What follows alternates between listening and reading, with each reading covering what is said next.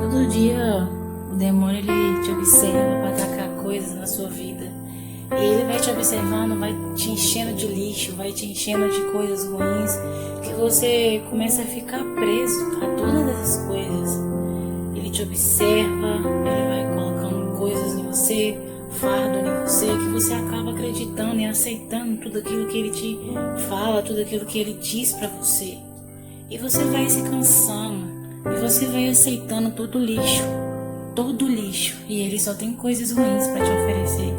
Ele só tem coisas que vai te fazer afundar cada vez mais. Mas Deus, ele vem te limpando. Deus, ele vem te limpando a cada dia. Você falando com Deus, Deus vai clareando a sua vida. E quando você percebe, você se entrega para Deus, e Deus, ele vai trabalhando, vai trabalhando, vai trabalhando. E quando você assusta, a sua vida já começa a ser transformada. Porque Deus, a intenção de Deus é só cada vez mais te limpar. A intenção de Deus é cada vez mais te deixar livre, até que você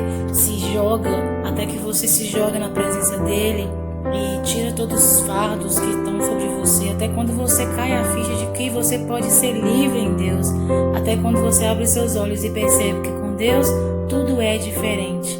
Então abraça esse amor que Deus ele te oferece todos os dias e não deixe de viver esse amor. Deus te ama, Jesus está